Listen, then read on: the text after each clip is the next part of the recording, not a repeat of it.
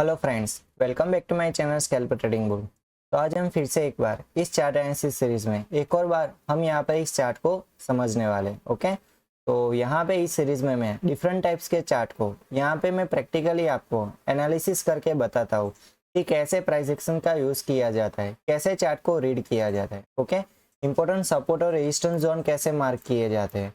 Okay, कैसे एक proper trend line mark की जाती है, उन सभी पॉइंट्स के बारे में मैं यहाँ पे वन बाय वन डिटेल में डिस्कशन करके आपको बताता हूँ। ओके, और लास्ट में हम यहाँ पे कैसे एक प्रॉपर रीजन के साथ एक एंट्री प्लान कर सकते हैं। ओके, देन आफ्टर कैसे एंट्री के बाद हम एक मिनिमम रिस्क, मतलब कि यहाँ पे एक प्रॉपर रीजन के साथ अगर आप स्टॉप लॉस प्लान करोगे तो वहाँ पे आपका रिस्क भी क्या हो जाएगा, यहाँ पे लिमिटेड हो जाएगा। जितनी रिक्वायरमेंट है उतना ही यहाँ पे हम अगर रिस्क लेते हैं तो उसकी मदद से हम बेटर ट्रेड ले सकते हैं। ओके, देन आफ्टर मैं आपको यहाँ पे चार्ट पे ही बताऊंगा कि कैसे एक रीजन के साथ टारगेट को डिफाइन किया जाता है जिसकी मदद से हमें अच्छा खासा प्रॉफिट मिले।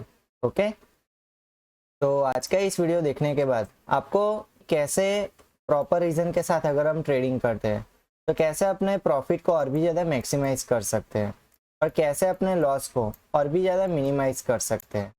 क्लियर?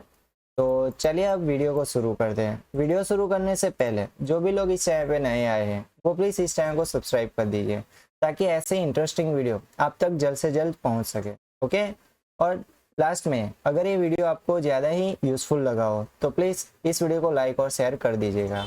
ओके, तो चलिए वीडियो को स्टार्ट करते हैं। तो फॉर एग्जाम्पल यहाँ पे मैं एक चार्ट लेने वाला हूँ।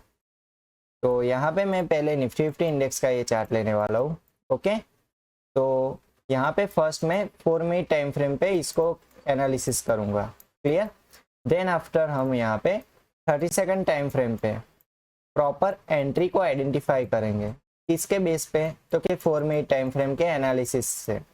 ओके, उससे पहले हमें क्या करना होगा, पहले हमें 4 मिनट टाइम फ्रेम पे चार्ट को यहाँ पे एनालाइज करना होगा। अंडरस्टैंड? तो चलिए स्टार्ट करते हैं। तो देखिए यहाँ पे मैं निफ्टी 50 इंडेक्स का यहाँ पे एज ए एग्जांपल चार्ट ले रहा हूँ जो है 9 दिसंबर 2024 का। ओके, तो जब भी आपको चार्ट एनालिसिस करना हो, फॉर एग्जांपल आप एज्यूम कीजिए कि ये जो 9 दिसंबर है वो यहाँ पे लाइव मार्केट होगी। कब? कल, मतलब कि टुमारो। ओके, और आपको आज एनालिसिस करना है कि मैं कल, मतलब कि फ्यूचर में मैं कैसे आइडेंटिफाई करूं कि प्राइस इस लेवल पे जाएगा तो रेजिस्टेंस मिलेगा, इस लेवल पे जाएगा तो सपोर्ट मिलेगा। ओके, और यहाँ पे एक मेजर ट्रेंड लाइन वर्क कर रही है, वो आपको कैसे पता चलेगा? अगर आप कल की ट्रेडिंग की प्लान कर रहे हो तो उसके लिए आपको फर्स्ट स्टेप क्या है कि आपको पहले हिस्टोरिकल डेटा, मतलब कि पास्ट परफॉर्मेंस को आपको यहाँ पे एनालाइज करना होगा। क्लियर? तो यहाँ पे हम उसी स्टेप्स को यहाँ पे हम पहले अप्लाई करेंगे। फर्स्ट हम यहाँ पे करेंगे पास्ट परफॉर्मेंस को एनालाइज। क्लियर? वहां पे हम इंपॉर्टेंट सपोर्ट और रेजिस्टेंस जोन मार्क करेंगे। ओके, देन आफ्टर हम यहाँ पे ट्रेंड लाइन मार्क करेंगे। देन आफ्टर हम यहाँ पे कैंडलस्टिक पैटर्न को आइडेंटिफाई करेंगे और इसके बाद इन सभी पॉइंट्स को स्टेप बाय स्टेप हम जैसे ही फिल्टर करेंगे चार्ट को, उसके बाद हम यहाँ पे 30 सेकंड टाइम फ्रेम पे आइडेंटिफाई करेंगे कि कहाँ पे प्रॉपर एंट्री बन सकती थी। क्लियर? तो वीडियो के लास्ट तक जरूर बने रहे ताकि आपको पता चले कि ओनली प्राइस एक्शन बेस के हिसाब से कैसे ट्रेडिंग की जाती है। ओके, इस स्ट्रेटेजी का मेन प्लस पॉइंट ये है कि इस स्ट्रेटेजी में आपका रिस्क कितना रहेगा, मिनिमम रहेगा। ओके, जिसकी मदद से आप यहाँ पे अच्छा खासा प्रॉफिट ले सकते हो। ओके, तो चलिए स्टार्ट करते हैं।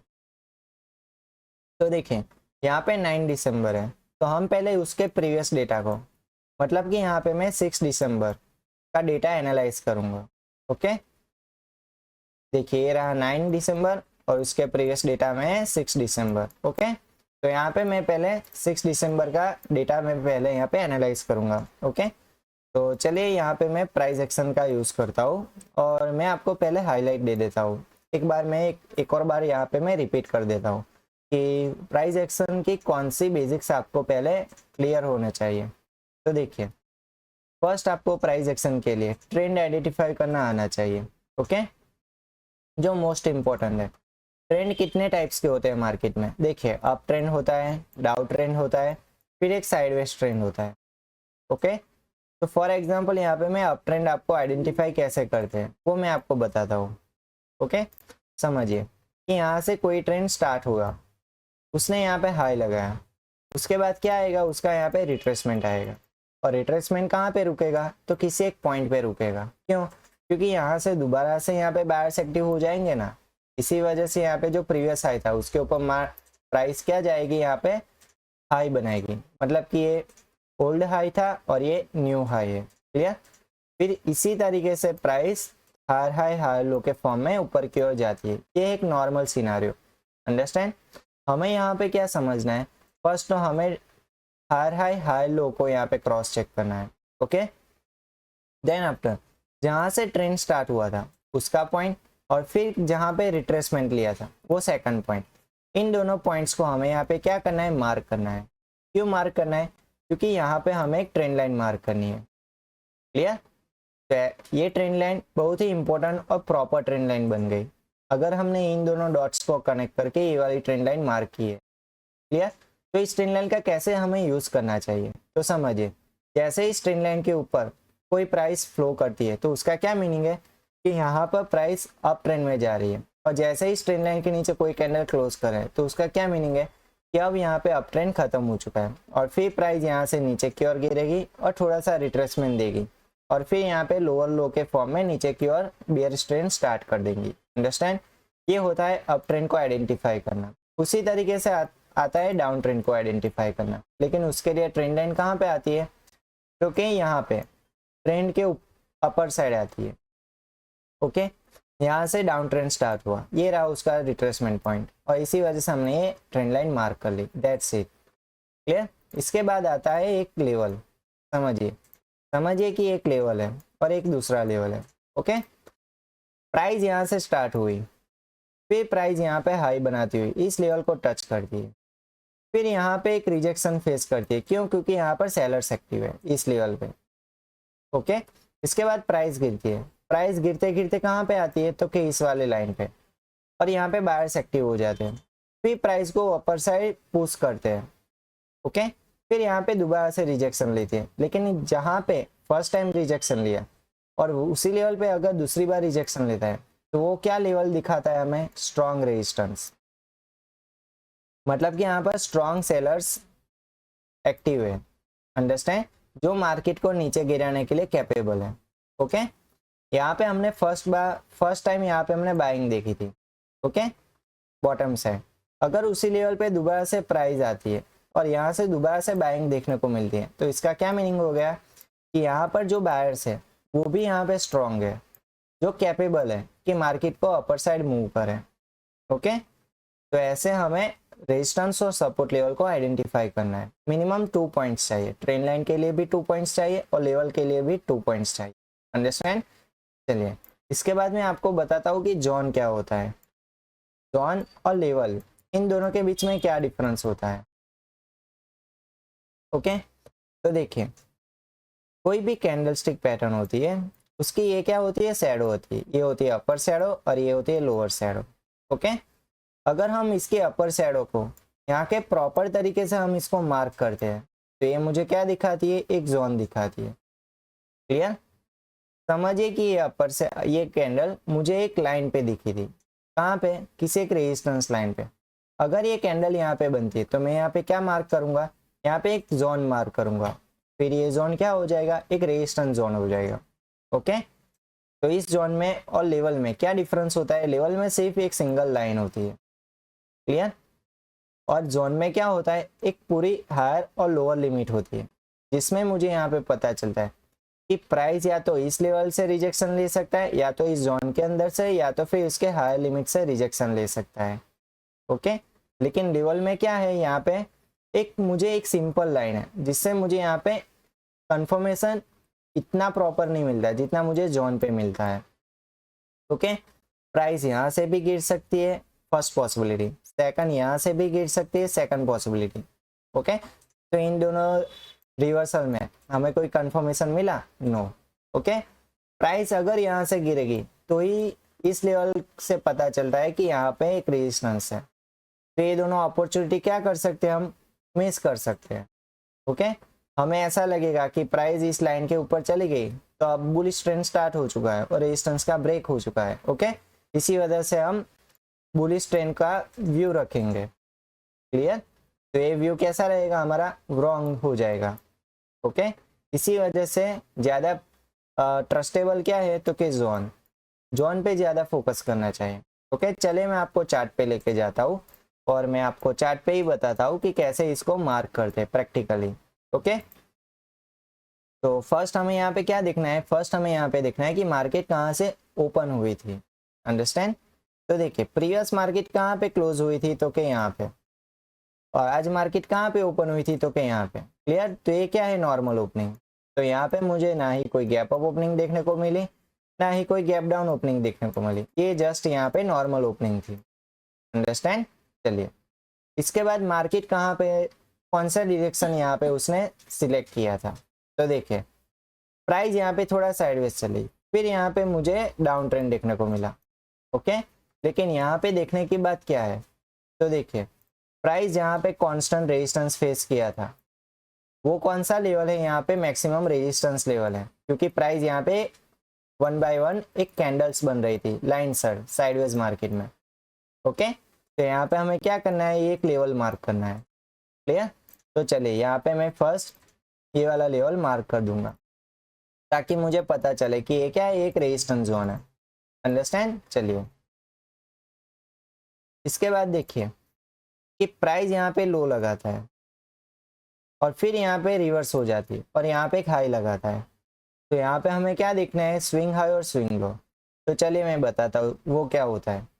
समझिए कि एक डाउन ट्रेंड है, ये डाउन ट्रेंड में ये क्या है, स्टार्टिंग पॉइंट है। क्लियर? और ये लोअर पॉइंट है, लोअर पिक पॉइंट है। क्लियर? ये एक ट्रेंड लाइन है और इस ट्रेंड लाइन को ब्रेक करके प्राइस रिवर्स हो गई, मतलब कि यहाँ पे बुलिश हो गई। क्लियर? तो यहाँ पे ये पॉइंट क्या है, इसको स्विंग हाई कहते हैं, स्विंग हाई। और इस पॉइंट को क्या कहते हैं, जो लोअर पीक है उसको स्विंग लो कहते हैं।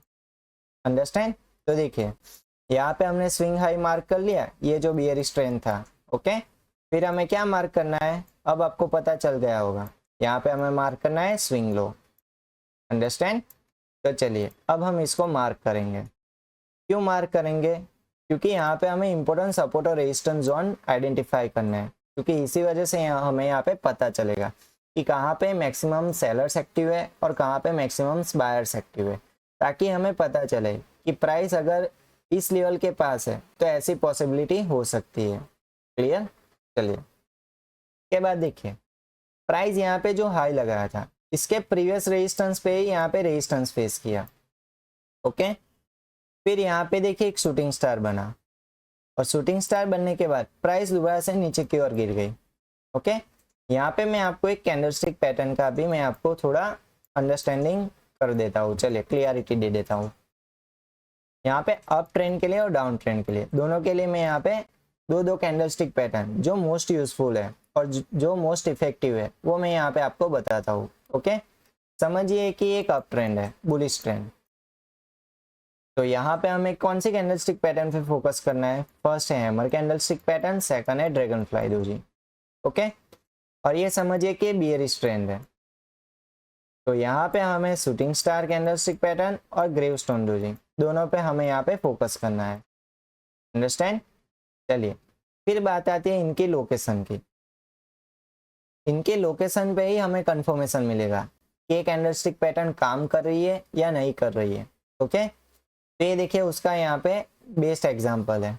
देखिए ये शूटिंग स्टार कहाँ पे बना था, थोड़ा और चार्ट को मैं जूम कर देता हूँ ताकि आपको पता चले, और यहाँ पे इसको मार्क भी कर देते हैं। चलिए, ओके, ये शूटिंग स्टार कहाँ पे बना था तो कि यहाँ पे बना था। ओके, रेजिस्टेंस के पास। तो रेजिस्टेंस लेवल के अगर शूटिंग स्टार बना है तो इसका क्या मीनिंग हो गया कि यहाँ पर सेलर्स एक्टिव हो रहे हैं। क्लियर? और फिर देखिए यहाँ पे हमें बियरिश ट्रेंड देखने को मिला। ओके, चलिए, तो ये वाला लेवल हमें मार्क करने की जरूरत नहीं है, स्विंग हाई ऑलरेडी हमने यहाँ से मार्क किया हुआ है। क्लियर? अब आपको पता चला कि मैंने जोन क्यों मार्क किया है। देखिए यहाँ पर जो रिजेक्शन लिया था उसी जगह के आसपास यहाँ पे रिजेक्शन दिखने को मिला। ओके, चलिए इसके बाद प्राइस यहाँ पे एक सपोर्ट बनाता है और फिर दोबारा से रिट्रेसमेंट बना है। लेकिन as per bearish trend price को क्या करना चाहिए था, इसके लो के नीचे एक नया लो बनाना चाहिए था। ओके, लेकिन बनाया, द आंसर इज नो। तो इसका क्या मीनिंग हो गया, देखिए यहाँ पे लो बनाया फिर यहाँ पे लो बनाया। तो मैंने वीडियो के स्टार्टिंग में ही बताया था कि जिस भी लेवल पे मिनिमम यहाँ पे मिनिमम 2 बार अगर प्राइस रिस्पॉन्स देता है तो वो क्या हो जाएगा, एक लेवल बन जाएगा, इंपॉर्टेंट लेवल। ओके, तो देखिए यहाँ पे एक सपोर्ट जोन बन गया, तो हमें यहाँ पे क्या करना है, इसको मार्क करना है। क्लियर? तो यहाँ पे मैं इसकी शैडो को कवर करते हुए इस सपोर्ट जोन को मार्क करूंगा। अंडरस्टैंड? तो देखिए यहाँ से मुझे क्या पता चला, ये सपोर्ट जोन है, उसके बाद प्राइस यहाँ पे एक हाई लगाता है और फिर दोबारा से इस रेजिस्टेंस जोन पे रेजिस्टेंस फेस करता है। क्लियर? फिर थर्ड टाइम यहाँ पे रिजेक्शन फेस किया। समझिए ये लेवल कितना इंपॉर्टेंट था। ये लेवल पे अगर ट्रेडिंग की होती तो यहाँ पे level to level trading possible थी। ओके, चलिए नेक्स्ट। इसके बाद यहाँ पे स्विंग हाई था, फिर दोबारा से इसी लेवल पे सपोर्ट बनाया। देखिए अब आपको पता चल गया कैसे इंपॉर्टेंट सपोर्ट और रेजिस्टेंस जोन को मार्क करते हैं। ओके, चलिए नेक्स्ट। इसके बाद देखिए जैसे ही ये लेवल का सपोर्ट प्राइस ने बनाया, फिर दूसरी बार प्राइस ने यहाँ पे सपोर्ट बनाया। क्लियर? और फिर फाइनली यहाँ पे कंसोलिडेशन हुआ। कंसोलिडेशन होने के बाद प्राइस ने इस लेवल को ब्रेक डाउन करने की कोशिश की, लेकिन वो सक्सेस नहीं हो पाया। क्लियर? क्यों? क्योंकि अपर साइड जितने भी सेलर्स एक्टिव थे, बॉटम साइड उतने ही यहाँ पे बायर्स एक्टिव थे। इसी वजह से उन दोनों के बीच में मैच कैसी चल रही थी, 50-50 वाली। क्लियर?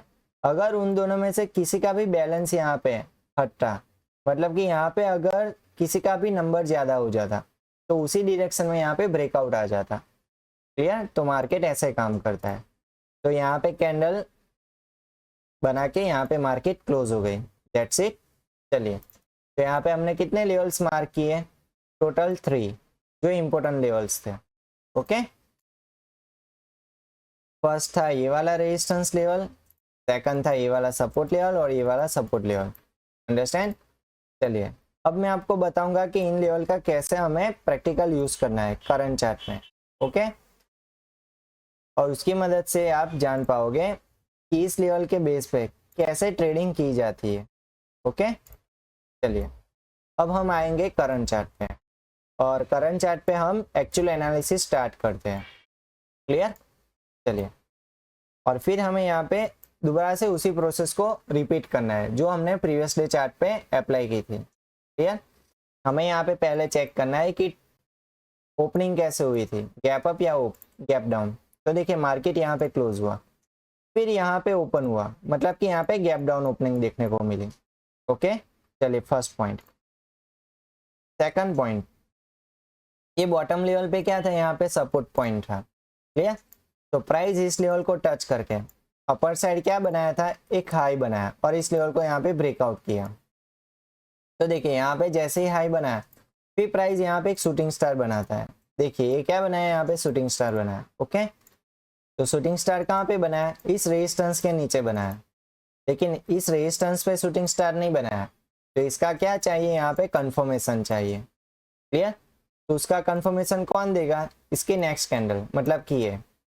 ओके, चलिए, तो इसके शूटिंग स्टार बनने के बाद ये कैंडल इसके लो के नीचे यहाँ पे क्लोज होती है और इसके कैंडल के ओपन के नीचे यहाँ पे क्लोज होती है, मतलब कि यहाँ पे मुझे एक बियरिश ट्रेंड देखने को मिला।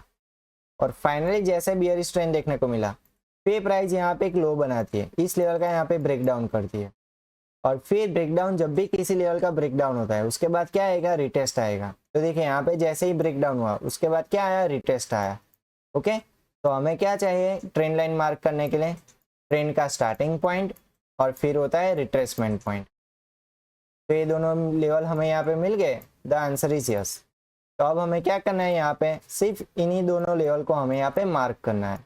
ओके, चलिए, तो यहाँ पे मैं इन दोनों लेवल को क्या करूँगा, मार्क करूँगा। क्यों करूँगा, क्योंकि मुझे यहाँ पे आइडिया मिल जाएगा कि अब मुझे बियरिश ट्रेंड को ही कंटिन्यू करना है। ठीक है, जब तक प्राइस इस ट्रेंड लाइन के ऊपर क्लोज नहीं होती ओके, तब तक मैं यहाँ पे बेयरिश ट्रेंड को ही कंटिन्यू करूँगा। जब प्राइस इस ट्रेंड लाइन के ऊपर कोई कैंडल क्लोज हो जाएगी तो वो क्या हो जाएगा, यहाँ से ट्रेंड चेंज हो जाएगा। अंडरस्टैंड। अब हम यहाँ पे 30 सेकंड टाइम फ्रेम का यूज़ करने वाले हैं। क्लियर। और वहाँ पे मैं आपको बताऊंगा कि कैसे हम वहाँ पे आइडेंटिफाई करें कि ट्रेड कहाँ पे बन सकता था। ओके, चलिए। तो देखिए यहाँ पे हमने इस वाले लेवल पे मार्किंग की थी और इसको थोड़ा हमें करेक्शन करना होगा क्योंकि हमने 4 मिनट टाइम फ्रेम के हिसाब से जो ट्रेंड लाइन मार्क की थी उसके हिसाब से यहाँ पे थोड़ा करेक्शन कर दिया। क्लियर। चलिए अब यहाँ पे स्टार्ट करते हैं। तो देखिए यहाँ पे जो हमने मार्किंग की थी वो कैंडल्स यहाँ पे कौन सी बनी थी, पहले हमें ये देखनी है। तो देखिए यहाँ पे मुझे कैंडल कौन सी दिख रही है, स्पिनिंग टॉप। ओके, चलिए। इसके बाद इसके लो के नीचे, मतलब कि ये जो कैंडल ओपन हुई थी उसके नीचे यहाँ पे कोई कैंडल क्लोज हो रही है, तो ऑलमोस्ट यस। क्लियर। मतलब कि यहाँ पे मुझे क्या देखने को मिला, बियरिश ट्रेंड। ओके, ये फर्स्ट पॉइंट है कि यहाँ पे कंफर्मेशन मिल गया। क्लियर। इसके बाद देखिए क्या ये जो स्विंग लो था कहाँ पे था, इसका स्विंग लो इस अप ट्रेंड का यहाँ पे था। यहाँ पे ड्रैगन फ्लाई डोजी देखने को मिली। क्लियर। मतलब कि यहाँ पर एक प्राइस सपोर्ट बना सकती है। ओके, तो इसी सपोर्ट के पास हम यहाँ पे कोई एंट्री प्लान कर सकते हैं। The answer is yes. क्यों? क्योंकि यहाँ पे अगर एंट्री प्लान करते हैं एज पर प्राइस एक्शन तो हमें स्टॉप लॉस कहाँ पे रखना पड़ेगा, यहाँ पे इस ट्रेंड लाइन के ऊपर। तो हम यहाँ पे लेवल टू लेवल ट्रेडिंग कर सकते हैं। क्लियर। चलिए, या तो फिर हम यहाँ पे एक ट्रेंड लाइन ट्रेडिंग कर सकते हैं। देखिए जब प्राइस यहाँ पे फर्स्ट टाइम जहाँ पे ट्रेंड लाइन को टच किया उसी लेवल पे दोबारा से यहाँ पे ट्रेंड लाइन को टच किया। ओके, इसके बाद हमें क्या करना है, थर्ड टाइम उसका यहाँ पे वेट करना है। अगर प्राइस थर्ड टाइम इस ट्रेंड लाइन के पास टच करती है तो हम वहाँ पे एंट्री प्लान करेंगे, लेकिन वो टच पॉइंट कहाँ पे होना चाहिए, near by retracement point. Clear. अगर उससे डिस्टेंस में है तो वहाँ पे हम एंट्री प्लान नहीं कर सकते। ओके, चलिए सेकंड पॉइंट। अब बात करते हैं इसका सेकेंडरी ट्रेंड लाइन। प्राइस ने यहाँ पे जो लो लगाया था उसके बाद प्राइस कैसी डायरेक्शन में मूव किया था। तो देखिए कोई भी trend lower low lower high के फॉर्म में रन करता है। ओके, बियरिश ट्रेंड में। तो देखिए प्राइस यहाँ पे लो बनाता है, फिर यहाँ पे एक रिट्रेसमेंट दिखाता है और फिर प्राइस कांस्टेंट यहाँ पे क्या करता है, एक एंगल पे रिजेक्शन लेता है। मतलब कि ये जो लेवल था वहां पे प्राइस ने क्या किया, थोड़ा कंसोलिडेशन किया। ओके, कंसोलिडेशन कब करता है कि जब उस लेवल को यहाँ पे ब्रेक डाउन करना होता है तो ही उसी लेवल के आसपास कंसोलिडेशन होता है। क्लियर। तो यहाँ पे कंसोलिडेशन दिखाया, चलिए ठीक है, लेकिन यहाँ पे कैंडलस्टिक पैटर्न कौन सी बन रही थी। तो देखिए यहाँ पे कोई बियरिश ट्रेंड वाली कैंडलस्टिक पैटर्न बन रही थी। चलिए तो अब हम यहाँ पे चेक करते हैं। तो देखिए यहाँ पे फर्स्ट कौन सी कैंडल बनी, तो कि gravestone doji. First bearish candle हमें यहाँ पे दिखी। ओके, सेकंड कौन सी कैंडल बनी, तो कि शूटिंग स्टार। चलिए सेकंड कैंडल हमें यहाँ पे मिल गई। ओके, इसके बाद ये थर्ड कैंडल बनी, तो एक थर्ड कैंडल ने हमें कंफर्मेशन दिया। The answer is yes. कैसे, कि इसके आगे की ये जो कैंडल थी उसके नीचे ये कैंडल क्या कर रही है, क्लोज कर रही है।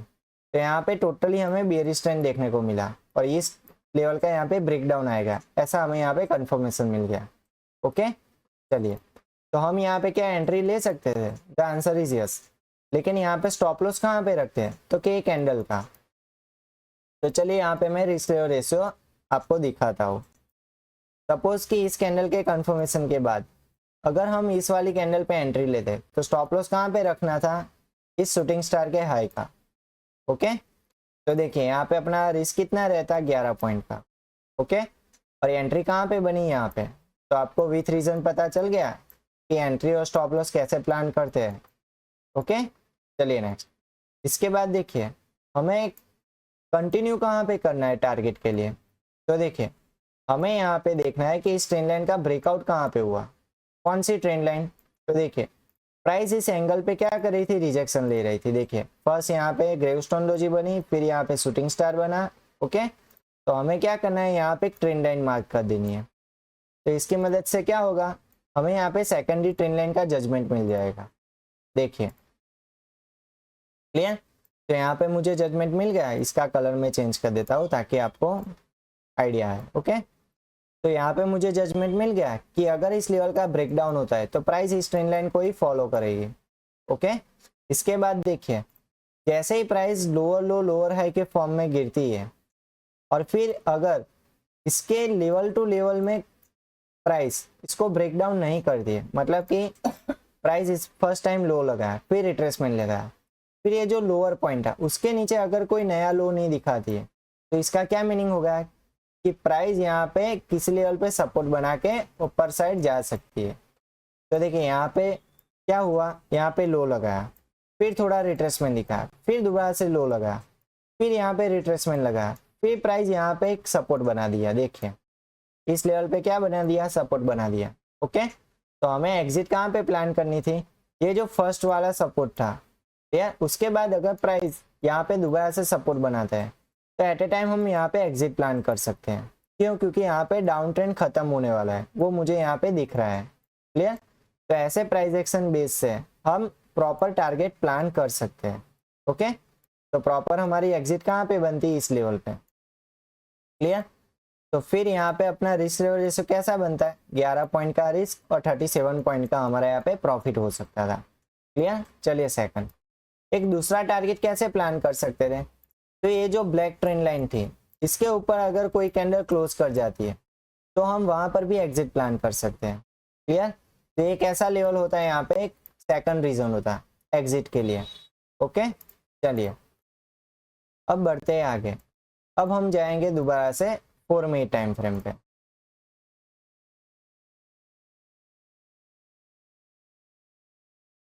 चलिए इस ट्रेंड लाइन को यहाँ पे रिमूव कर देते हैं, इसका काम यहाँ पे खत्म हो चुका है। ओके, चलिए तो ऐसे सक्सेसफुली हम छोटा सा यहाँ पे स्कैल्पिंग कर सकते थे।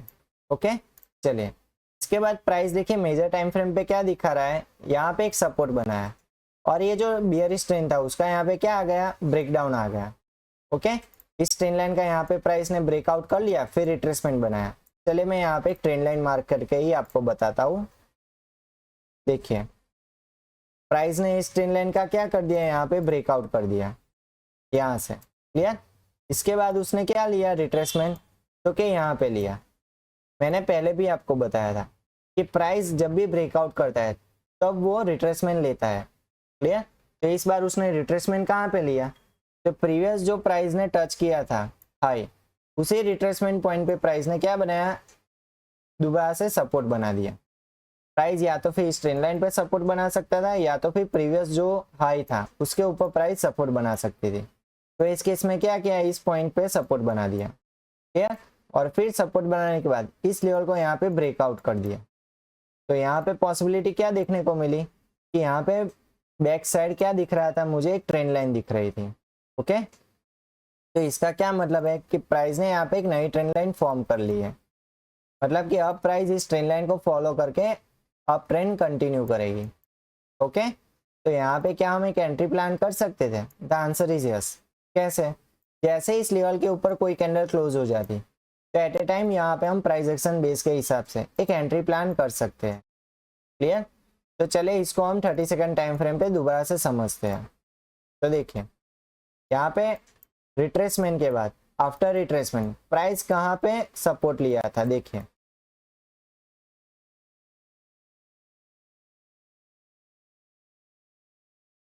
ये था रिट्रेसमेंट। इसके बाद प्राइस यहाँ पे एक हाई लगाता है। ओके, तो ये वाला पोर्शन क्या कौन सा है, तो देखिए ये वाला यहाँ पे, तो मैं यहाँ पे मार्क कर देता हूँ।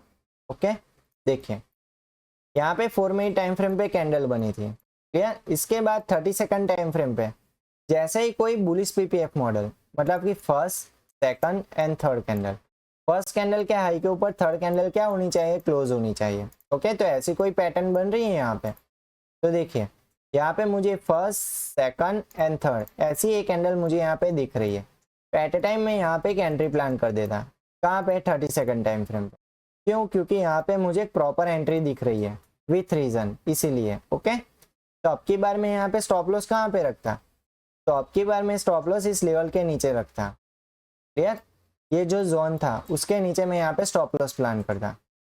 ओके, तो यहाँ पे बैक साइड यहाँ पे मुझे क्या दिख रहा था, एक अप ट्रेंड दिख रहा था, फिर यहाँ पे price higher high higher low के फॉर्म में अपर साइड जा रही थी। ओके, और इस ट्रेंड लाइन का यहाँ पे सपोर्ट लेके प्राइस इस लेवल को ब्रेकआउट भी कर रही थी। तो इसका मतलब यहाँ पे मल्टीपल्स रीजन थे एंट्री के लिए। ओके, तो मैंने यहाँ पे एंट्री और स्टॉप लॉस तो आपको दिखा दिया। इसके बाद टारगेट कैसे डिसाइड किया जाता है, तो देखिए जो हमने जोन मार्क किया था उसी को हम यहाँ पे एज ए टारगेट कंसिडर कर सकते थे। क्लियर? तो प्रीवियस टारगेट कहाँ पे था, तो कि रेजिस्टेंस लेवल, तो इसी रेजिस्टेंस को हमें यहाँ पे टारगेट बनाना है। ओके, तो ऐसे हम अच्छी तरीके से प्रॉपर रीजन के साथ ट्रेडिंग कर सकते थे। तो इस केस में रिस्क रिवॉर्ड रेशियो कैसा बनता, तो देखिए यहाँ पे अपना 7 पॉइंट का रिस्क होता और 39 पॉइंट हमें यहाँ पे इजीली मिल सकते थे। क्लियर? सिंपल प्राइस एक्शन का यूज करते ही। ओके, चलिए इसके बाद देखिए हमें यहाँ पे एक थोड़ा दोबारा से कंसोलिडेशन फेस देखने को मिला। क्यों? क्योंकि प्राइस इस लेवल को टच कर चुकी थी, क्योंकि ऑलरेडी यहाँ पे सेलर्स एक्टिव थे। इसी वजह से वो कोशिश कर रहे थे कि मार्केट को ऊपर की ओर जाने नहीं दिया जाए, और फिर यहाँ पे सेलर्स हावी होते हैं और इस ट्रेंड लाइन का यहाँ पे क्या करते हैं, ब्रेक डाउन करते हैं। और ये वाली कैंडल कहाँ पे बनी, तो कि यहाँ पे इस लेवल पे बनी। ये कौन सी कैंडल है, तो कि शूटिंग स्टार कैंडल। तो क्या यहाँ पे दूसरा ट्रेड ले सकते थे, द आंसर इज यस। क्यों? क्योंकि ये जो रेजिस्टेंस जोन था उसी को टच करते हुए यहाँ पे एक शूटिंग स्टार बना था। तो यहाँ पे इस केस में मैं क्या करता, जैसे ही यहाँ पे शूटिंग स्टार देखने को मिलता है तो नेक्स्ट कैंडल में यहाँ पे एक एंट्री प्लान कर सकते थे। भले ही 4 मिनट टाइम फ्रेम है, लेकिन फिर भी यहाँ पे एक एंट्री बन सकती थी। क्लियर? तो यहाँ पे एक छोटा सा स्कैल्पिंग करके लेवल टू लेवल ट्रेडिंग की जाती। ओके, तो यहाँ पे अपना एंट्री और स्टॉप लॉस कहाँ पे होता है, चले मैं आपको रिस्क रिवॉर्ड रेशियो दिखाता हूँ। स्टॉप लॉस होता है इस शूटिंग स्टार का हाई। क्लियर? एंट्री होती है उसकी नेक्स्ट कैंडल की ओपनिंग, और टारगेट कहाँ पे होता है, ये जो प्रीवियस सपोर्ट लेवल था उसी को हम यहाँ पे एज ए टारगेट कंसीडर करते हैं। क्लियर? तो यहाँ पे हम सक्सेसफुली तीसरा ट्रेड ले सकते थे। ओके, चलिए नेक्स्ट। इसके बाद देखिए प्राइस यहाँ पे सपोर्ट बनाती है, फिर दोबारा से अपर साइड मूव करती है। तो यहाँ पे क्या दिखा रही है हमें, प्राइस एक रेंज में चली गई है, लेकिन रेंज में चली गई फिर भी हम यहाँ पे सिंपल प्राइस एक्शन का यूज करके अच्छी तरीके से ट्रेडिंग कर सकते हैं। ओके, अगर यहाँ पे इंडिकेटर का यूज किया होता तो वो हमें यहाँ पे डिले सिग्नल देता। उसका माइनस पॉइंट क्या है कि जब एंट्री लेने की टाइम आता, प्रॉपर एंट्री हमें मिल रही थी, तो वहाँ पे हम इंडिकेटर का अगर हम वेट करते तो वहाँ पे वो एंट्री मिस हो जाती। ओके, और हमारा ट्रेड उल्टा हो जाता और हमारा वहाँ पे स्टॉप लॉस हिट हो जाता। क्लियर? चलिए फिर यहाँ पे प्राइस देखिए, यहाँ पे बायर्स एक्टिव हो गए इस लेवल में, और प्राइस यहाँ पे दोबारा से इस लेवल को टच कर रहे थे। तो इसका क्या मीनिंग हो गया, अपर साइड सेलर स्ट्रांग है और बॉटम साइड यहाँ पे बायर स्ट्रांग है। तो ये क्या हो गई, यहाँ पे रेंज मार्केट हो गई। क्लियर? तो जब भी ऐसी रेंज मार्केट चले तब कौन सी स्ट्रेटेजी काम आती है, ये वाली level to level trading. Okay, एक लेवल पे एंट्री बनाइए, उसके लेवल के ऊपर स्टॉप लॉस बनाइए और उसके नेक्स्ट लेवल को टारगेट बना दीजिए। ओके, ये कहते हैं level to level trading. Okay, इस तरीके प्राइस देखिए इस बार प्राइस ने इस लेवल का ब्रेक डाउन करने की कोशिश की, लेकिन ब्रेक डाउन करने के बाद क्या आता है, रिट्रेसमेंट आता है। तो क्या यहाँ पे रिट्रेसमेंट देखने को मिला, द आंसर इज नो। क्यों? क्योंकि प्राइस जैसे ही रिट्रेसमेंट लेने गई वैसे ही प्राइस दोबारा से इस जोन के अंदर एंटर हो गई, फिर दोबारा से ब्रेक डाउन करने की कोशिश की और फिर रिट्रेसमेंट लेने की कोशिश की, तो फिर दोबारा से यहाँ पे इस जोन में एंटर हो गई, लेकिन प्रॉपर रिट्रेसमेंट इस लेवल पे नहीं लिया। अगर यहाँ पे ब्रेक डाउन आता और इस लेवल पे रिट्रेसमेंट लेता तो फिर प्राइस कहाँ पे जा सकती थी, यहाँ से नीचे जा सकती थी, लेकिन ऐसा हुआ नहीं। ओके, और आफ्टर मार्केट यहाँ पे क्या हो गया, लास्ट कैंडल बना के मार्केट यहाँ पे क्लोज हो गई।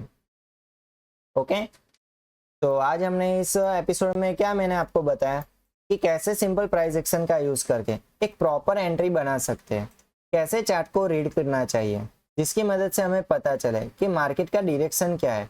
हमें जब भी मार्केट का डायरेक्शन पता चल जाएगा तब हमें ट्रेड लेने में आसानी हो जाती है।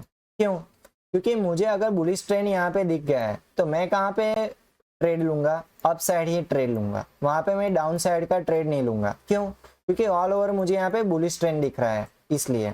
ओके, जब भी मुझे कोई लेवल टू लेवल दिख रहा है तो मैं क्या करूंगा, यहाँ पे लेवल टू लेवल ट्रेडिंग करूंगा।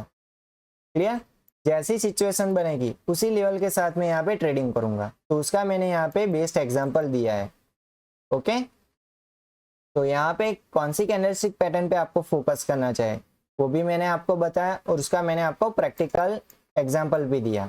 ओके, कैसे प्रॉपर ट्रेंड लाइन मार्क कर सकते हैं वो भी मैंने यहाँ पे आपको बताया। ओके, तो आज लास्ट में आपको इस वीडियो के माध्यम से पता चला होगा कि सिंपल प्राइस एक्शन का यूज करके कैसे आप अपने प्रॉफिट को और भी ज़्यादा मैक्सिमाइज कर सकते हो, और कैसे अपने लॉस को और भी ज़्यादा मिनिमाइज कर सकते हो। ओके, तो जो भी लोग इस चैनल पे नए आए हैं वो प्लीज़ इस चैनल को सब्सक्राइब कर दीजिए, ताकि ऐसे ही इंटरेस्टिंग वीडियो मैं आपके लिए लाता रहूँ और आपको पता चले कि एक्चुअल में प्राइस एक्शन क्या होता है, कैसे हमें चार्ट को रीड करना चाहिए। ओके, तो इस वीडियो से आपको ये जानने में आसानी मिलेगी कि किस तरीके से चार्ट पे एनालिसिस किया जाता है, कैसे हिस्टोरिकल डेटा को हमें यूज़ करना चाहिए, कैसे हमें प्राइस एक्शन पे ज़्यादा फोकस करना चाहिए अदर देन इंडिकेटर। अगर आप इंडिकेटर का यूज़ कर रहे हो तो आपको उसको यूज़ करने के लिए सेकेंडरी कंफर्मेशन में रखना चाहिए। क्लियर? फर्स्ट प्रायोरिटी आपको प्राइस एक्शन पे रखनी चाहिए एंड सेकंड प्रायोरिटी आपको इंडिकेटर पे रखनी चाहिए। कि प्राइस एक्शन और इंडिकेटर दोनों का अगर आप पैरेलल यूज़ करोगे तो अच्छी बात है, लेकिन आप टोटली फोकस इंडिकेटर पे करते हो तो आपको धीरे धीरे प्रैक्टिस करके उसका यूज़ कम कर देना चाहिए। क्यों? क्योंकि मोस्ट ऑफ द इंडिकेटर कहाँ से डेटा लेता है, तो वो totally price action base work करता है। प्राइस एक्शन में पहले वो जो भी डेटा क्रिएट होता है वो यहाँ पे एज ए इनपुट एक्सेप्ट करता है इंडिकेटर, और उसको प्रोसेस करके वो यहाँ पे आउटपुट मतलब कि रिजल्ट देता है। ओके, तो आई होप आपको ये वीडियो अच्छा लगा होगा, तो इस वीडियो को लाइक और शेयर करना मत भूलिएगा। तो मिलते हैं अगले नए एपिसोड में, तब तक के लिए गुड बाय।